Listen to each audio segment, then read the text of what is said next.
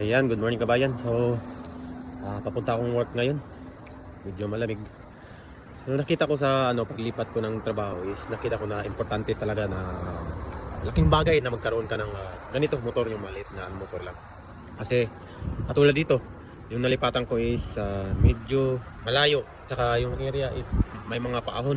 So, mahirap mag-bisikleta pag bumibili ng nagkaimuno. So, malaking bagay na magkaroon ka ng motor. Mura lang naman yung mga requirements is madali lang kunin. Pasa mo lang yung exam. Yung exam ng license is English lang naman. So, kaya natin ipasa yan. Ako, dalawang beses ako nag-take ng exam nito.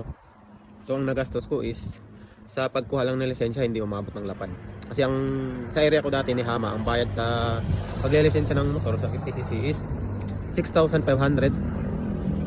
Kasama na yung sa school. Sa school is doon ka sa school ka lang.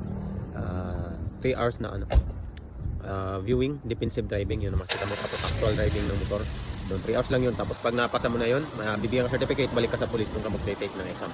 So sa mga gustong mag-inquire pa about dito is comment lang dyan sa baba. Kasi marami pa akong maitulong, makasabit para sa inyo. Kung interesado kukuha ng motor ganyan. Yung motor lang naman is nabili ko is 6 lapad lang. So mura lang siya. Tako, 2 taon ko nang ginamit to.